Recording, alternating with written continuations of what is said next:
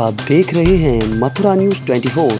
नमस्कार, फिर एक बार स्वागत है आपका मथुरा न्यूज 24 में और मैं हूं आपके साथ आकांक्षा शर्मा। चलिए रुक करते हैं खबरों की ओर। वृंदावन छबीले बल्लभ मार्ग स्थित मोती झील क्षेत्र में बंद मकान से बीती रात चोरों ने लाखों रुपए का माल पार कर लिया।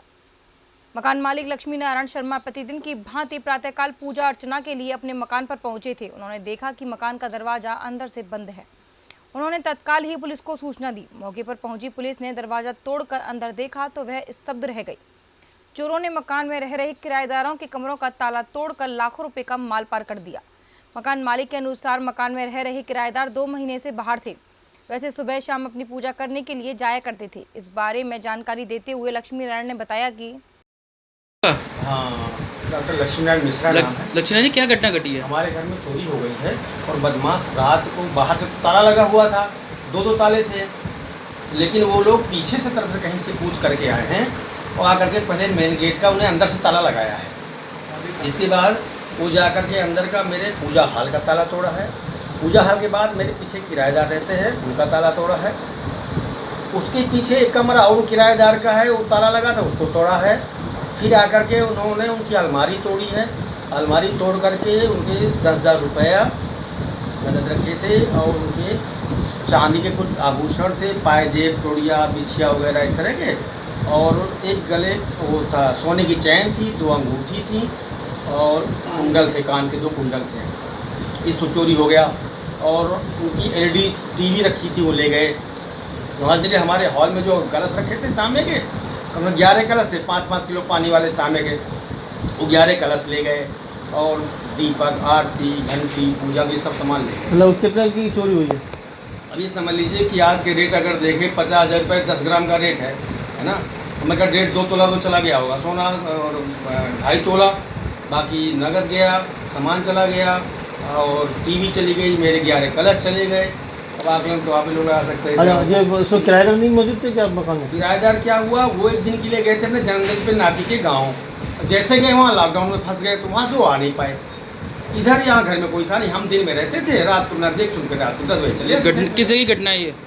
जी, घटना किस जगह की चोरी ये हुई? मोती झील में गोस्वामी छबीले वाला मार्ग है, 398 नंबर कैमार बन में, इस जगह की घटना है। आपने रिपोर्ट लिखा दी? रिपोर्ट पहले हमने क्या किया, जब ताला अंदर से लगा था ना तो हमने बोला गेट नहीं खोला, हमका इसमें कोई प्रॉब्लम है। हमने सीधे इंस्पेक्टर साहब को फ़ोन किया, अपने दुबे साहब को, पुलिस को सूचना दे दी? हाँ, दुबे साहब ने अपने जो चौकी प्रभारी हैं बाकी बिहारी के विपिन गौतम जी, उनको भेजा। उन्हें तुरंत आए, आकर के उन्हें गेट खुलवाया, खुलवा करके उन्हें सारे तालों के फ़ोटो लिए, देखा चोरी का सामान, तो उन्होंने कहा तहरीर देना। तो हमने तहरीर लिख करके उनको दिया। वो बेचारे कार्रवाई करने में लगे हुए हैं। अब हमें तो बड़ी वो है कि चलो इस सबके सहयोग से हमारा काम हो जाए। सीसी कैमरे नहीं थे आपके यहाँ? कैमरे नहीं थे। वृंदावन रमणीति मार्ग स्थित हनुमान टेकरी राम जानकी मंदिर में फूल बंगले का आयोजन किया गया। 28वां वार्षिक उत्सव के अवसर पर आश्रम में समाज गायन तथा हवन पूजन का आयोजन किया गया। इस अवसर पर नगर के संत महात्माओं ने इसमें भाग लिया और फूल बंगला समाज गायन का आनंद लिया। इस बारे में बताते हुए व्यवस्थापक दशरथ महाराज ने बताया कि जी महाराज, क्या कार्यक्रम आयोजित किया गया है? आज प्रतिवर्ष की तरह जानकी वल्लभ लाल जी का प्रतिष्ठा महोत्सव, आज के दिन जानकी वल्लभ सरकार की प्रतिष्ठा हुई थी। रमणीति क्षेत्र हनुमान टेकरी आश्रम में पुरातन प्राचीन आश्रम ये हनुमान टेकरी सिद्धपीठ है।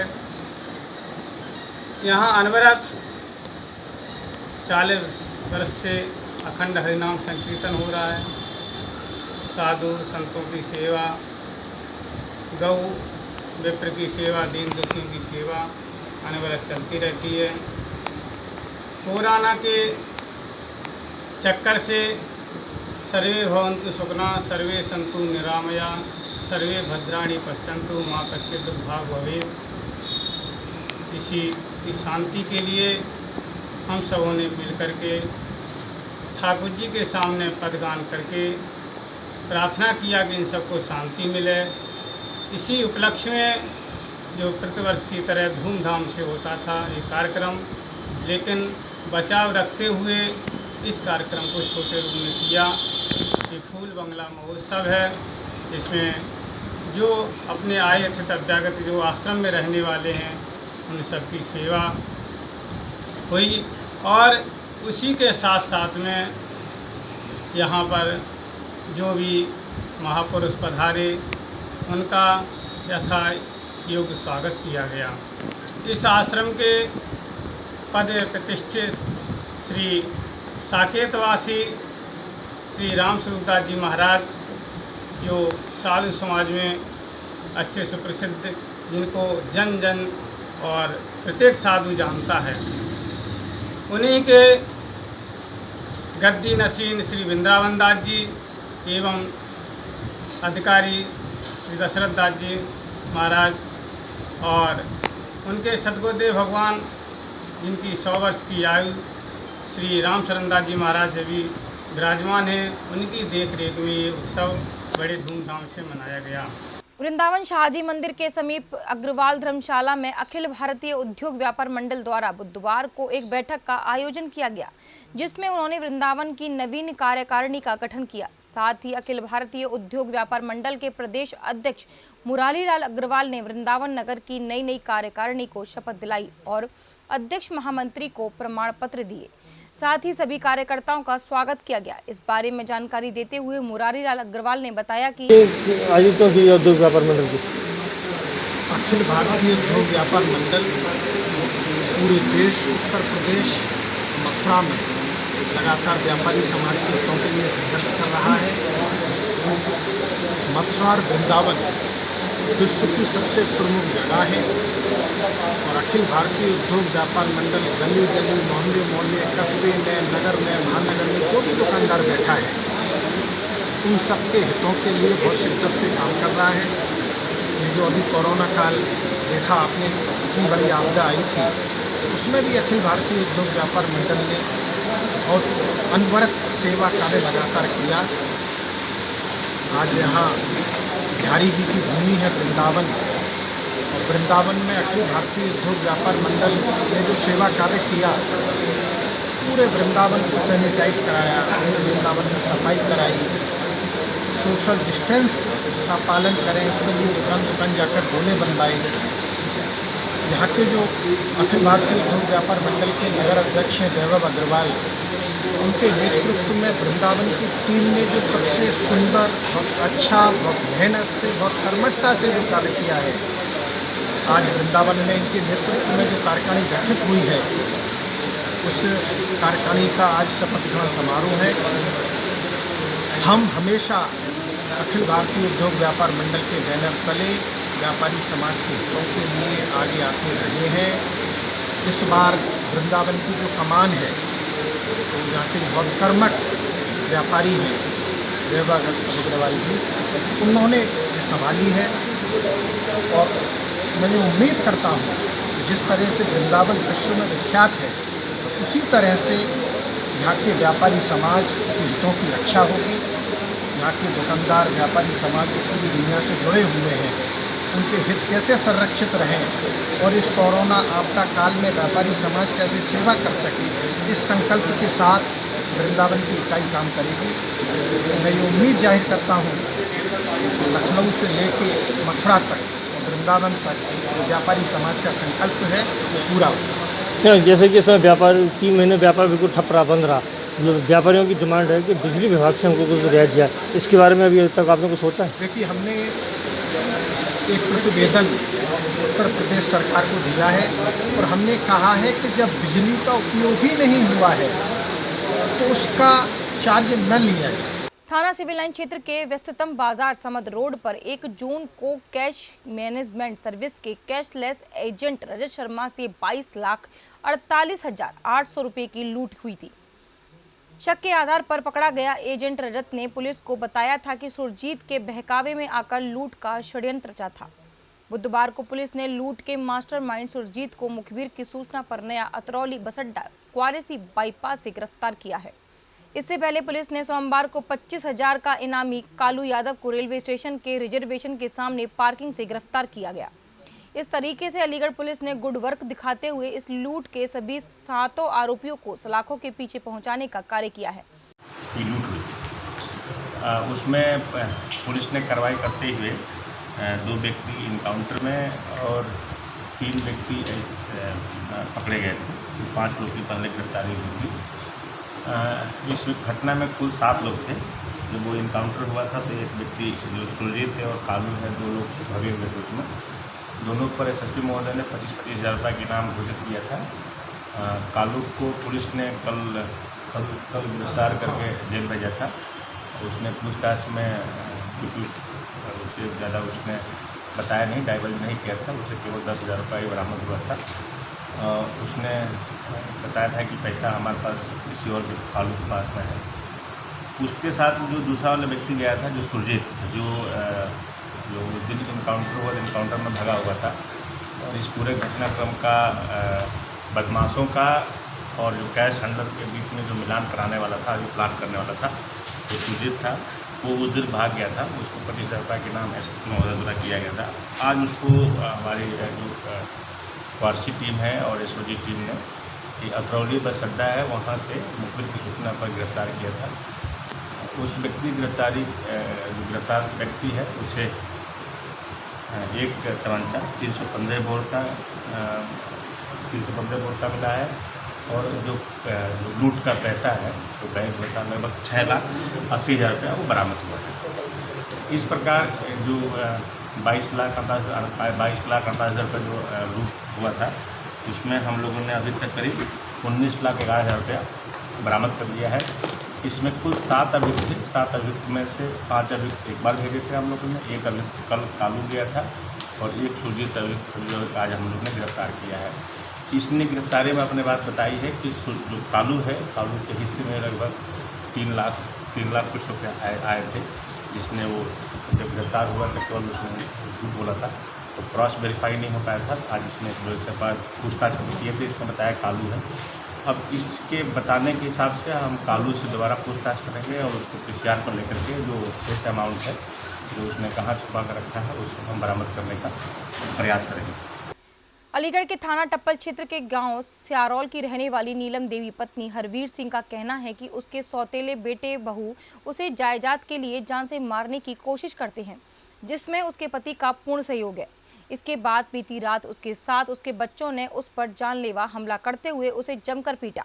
इसकी समस्या को लेकर पीड़ित आज एसएसपी कार्यालय पहुंची। जानकारी के अनुसार थाना टप्पल क्षेत्र के गांव स्यारौल की रहने वाली नीलम देवी अपने पति हरवीर सिंह की दूसरी पत्नी है, जबकि पहली पत्नी से 3 बेटे हैं, जिसमें एक बेटे की शादी हो चुकी है, जिसके बाद से वे लोग उसे काफ़ी समय से परेशान कर रहे हैं। करीब 14 साल पहले नीलम की शादी हरवीर सिंह से हुई थी, जिसके बाद उस पर 2 बच्चे हैं। कुछ समय तो सब कुछ सही चला, परंतु कुछ समय बाद वह लोग नीलम को मारने पीटने लगे। नीलम के अनुसार वह 3 साल तक अपने मायके में रहकर बच्चों का पालन पोषण भी कर चुकी है और घर जाने पर उसे मारते पीटते हैं। नीलम का आरोप है कि उसका पति शराब का आदी है और वह शराब के नशे में धुत रहता है और उसके बच्चे उसी का फायदा उठाकर उसे जमकर पीटते हैं। नाम है तुम्हारा? हैं? नीलम। कहाँ रहती हो? स्यारौल। हैं? स्यारौल। थाना टप्पल। क्या हुआ है? तुम्हारे साथ किसने मार पीटी करी है? मेरे पति ना, मेरे सौतेली लड़के हैं 3। अच्छा, कितने बड़े हैं? और सौतेली बहू है 1। अच्छा, खूब बड़े बड़े हैं, 42 के लड़का। उन्होंने मुझे जान से मारने की कोशिश करी है। रात मैं खूब मारी, बहुत मारी, कमरा में बंद करके मारी। मैं बची गई। मैंने कैसे बताने ने मुझे रात मारी देते हैं वो, कैसे कैसे बची गई। मेरे तो पता ना मैं कहाँ पड़े, मुझे तो मेरे लाते मारी मेरे माँ पे। मारा पीटी क्यों करते हैं तुम्हारे साथ? मारा पीट कर बच्चे गिटवाते, मुझे निकालना चाहते हैं घर में से। मेरे बच्चे को मारने की धमकी भी देता। मेरे पति मेरे बच्चे के 3 है, कहाँ पूछ लो। मेरे बच्चे कितना समय हो गया आपकी शादी को? मेरी शादी 14वीं साल चल रही है। मेरा लड़का 13 साल आ जाएगा। 14वीं साल चल रही है। मैं सदा दुखी राखी, मैं कभी कुछ नहीं रही। 3 साल में गुड़जा में बिताने, पहले बच्चे न पाल के काम करके अपने माँ बाप ने मेरा पालन करा। 1 साल एक यहाँ 1 साल तक मुझे खूब मार लो पीट लो। मैं जब भी माँ अपन को बताती मैं कुछ भी। रात तक मुझे मारने की बिल्कुल कोशिश करी है। लोगों ने दारू पी के पिटवाते हैं मुझे। तो आपके सौतेले बेटे हैं जो मारते हैं? हाँ, सौतेले बेटे हैं। बेटे मेरे और बहू ने मैं कमरा में ले गए, मुझे खींच के और मुझे बाहर खींच के ले आए। वो मारने की पूछ मेरे गले पे मेरे जालिया बीच गई। मैं पूछ मेरे बच्चे ने कैसे कर्ज और आर्थिक तंगी से परेशान किसानों द्वारा आत्महत्या की घटनाओं का सिलसिला एक बार फिर बुंदेलखंड में शुरू हो गया है। ताजा उदाहरण झांसी की मऊरानीपुर तहसील का है, जहां कर्ज ना चुकाने की चिंता में एक किसान ने आत्महत्या कर ली। झांसी में मऊरानीपुर तहसील के ग्राम धवाकर में 46 वर्षीय किसान पूरनलाल अहिरवार परिवार के साथ रहता था। पूरनलाल के 2 बेटे व 1 बेटी हैं। परिजनों के अनुसार उनके पास खेती की जमीन थी। कुदरत की बेरुखी के कारण पिछले कई सालों से फसल अच्छी नहीं हो रही थी, जिससे घर की आर्थिक स्थिति बिगड़ गई और वह धीरे धीरे किसान क्रेडिट व साहूकारों के कर्जदार हो गई। क्या नाम है आपका? हरिराम। हरिराम। आप मृतक कौन है? भाई है। भाई। क्या घटना हुई है इनके साथ? सर जी बाहर थे, बाहर से आए तो पैदल आए हैं और थोड़ा पैसा था उनका कर्ज। कितना कर्ज था? कर्ज उनके 1 लाख रुपए किसान कार्ड था और 3 लाख रुपए गांव के थे। अच्छा, गांव के लोग? हाँ। अच्छा, किस लिए कर्जा लिया था? भतीजी की शादी करी थी। किसकी? भतीजी की, लड़की की। लड़की की। अच्छा, यहाँ कब आए थे वो?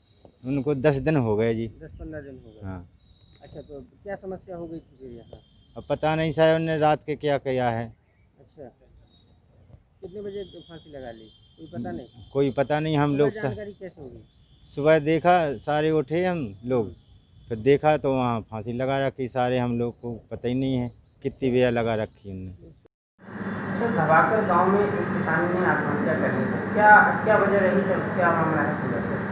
वहाँ पे अभी हम धवाकर गांव गए थे और वहाँ पे उनके परिवारजनों से जो चीज़ पता चली तो उन्होंने बताया कि उनके 2 पुत्र 1 पुत्री थी और 1 पुत्र उनका दिल्ली में ही मजदूरी करते हैं और ये भी अभी कुछ दिन पहले ही वहाँ से आए हुए थे। और इसके साथ साथ में उनकी पुत्री के 1 साल का बच्चा था जो अभी परसों डेथ हुआ है, उसका इलाज चल रहा था, तो उसका भी उनको जो है गम था। इसके साथ साथ में उन्होंने कुछ रकम जो है कुछ लोगों से ले रखी थी, इसकी वो जो परिवारजनों से पता चली है और इसमें अभी हम उनका पोस्टमार्टम वगैरह सारी चीज़ें करवा करके जो भी सरकार की तरफ से आर्थिक सहायता चीज़ें हैं उसको हम करवा रहे हैं। अलीगढ़ के थाना सासनी गेट क्षेत्र अंतर्गत सराय हरिनारायण क्षेत्र में विगत कई दिनों पूर्व से स्थानीय नागरिकों को पीने के पानी की सुविधा सरकारी नलों से उपलब्ध नहीं हो पा रही है। इसके कारण चिलचिलाती गर्मी में स्थानीय नागरिकों को खासी दिक्कतों का सामना करना पड़ रहा है। बताया जाता है कि कई बार पूरी समस्या से स्थानीय नागरिकों के द्वारा नगर निगम में अवगत कराया गया है और समस्या के समाधान की मांग की गई है, लेकिन कई दिन बीतने के बावजूद भी समस्या का स्थायी समाधान नहीं होता है। लेकिन ये दावे इस समस्या को देखते हुए ढाक के 3 पात नजर आते हैं। देखना होगा कि आने वाले दिनों में स्थानीय नागरिकों की समस्या का समाधान होता है अथवा यूं ही स्थानीय नागरिक समस्या से जूझते रहेंगे। सराय हरिनारायण के अंदर पानी की सबसे ज़्यादा समस्या है। इसी पानी की समस्या को लेकर 31 अक्टूबर 2019 को माननीय कमिश्नर महोदय जी ने सराय हरिनारायण में कोल विधायक जी और नगर आयुक्त जी के संग जन चौपाल का आयोजन किया गया था, जिस जन चौपाल में हमारे गांव की हर समस्याओं के बारे में उन्होंने जानकारी भी ली थी, जिसमें सबसे बड़ी समस्या हमारे यहाँ पानी की आई थी। क्योंकि हमारे गाँव में जो नगर निगम द्वारा जो पानी दिया जा रहा है उसका कोई समय नहीं है, कब आता है कब चला जाता है। जब पानी की ज़रूरत पड़ती है लोगों को वहाँ पानी नहीं मिलता है। वो तो हमारे गांव में सरकारी हैंडपम्प लगे हुए हैं, माननीय कोल विधायक जी के द्वारा 8-10 सरकारी हैंडपम्प लगा दिए हैं, जिससे हमारे गांव की जनता को पीने के लिए पानी मिल रहा है। अगर सरकारी हैंडपम्प भी हमारे गांव के अंदर नहीं होते तो हमारे गांव की जनता पानी के लिए त्राही त्राही मचा देती। मगर नगर निगम के द्वारा अभी तक हमें कोई पानी पीने योग्य नहीं दिया जा रहा। और जो कमिश्नर साहब की चौपाल में एक ट्यूबवेल का उन्होंने खुली चौपाल में कहा था कमिश्नर साहब ने कि एक सराय हरिनारायण में एक ट्यूबवेल लगेगा, और नगर आयुक्त जी ने भी कहा था कि हाँ यहाँ पर ट्यूबवेल लगेगा। वो अभी तक कोई ट्यूबवेल नहीं लगा।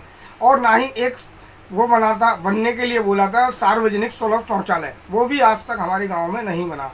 और एक हमारे गांव में पोखर का एक बहुत बड़ी समस्या आती है, यहाँ पर पानी भरा रहता है, वहाँ पर सर्विस पंप स्टेशन लगवा दिया गया, मगर आज तक उस पर कोई बिजली का कनेक्शन नहीं किया गया। पानी की समस्या बरकरार सराय हरिनारायण में बनी हुई है। 2 तरह की पानी की समस्या है, एक पीने के लिए पानी नहीं है, जो पीने योग्य पानी मिल जाए लोगों के लिए। दूसरी समस्या का गंदा पानी इतना भरा हुआ है कि उसको निकालने की कोई समस्या का समाधान नहीं हुआ।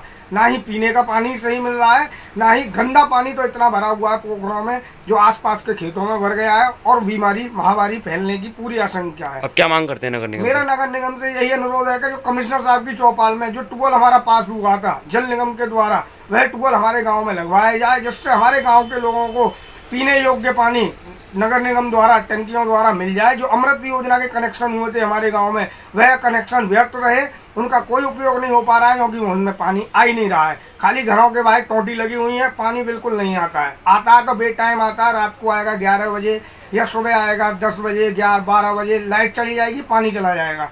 यही स्थिति हमारे गाँव में बनी रहती है। और सराय नारायण में आप कभी भी आकर देख सकते हैं सरकारी हैंडपंपों में दैनिक उपयोग के लिए पानी के लिए कितनी भीड़ लगी रहती है। सुबह शाम में ऐसा लगा रहता है जैसे कि राशन की दुकान पर पानी लेने जा रहे हो।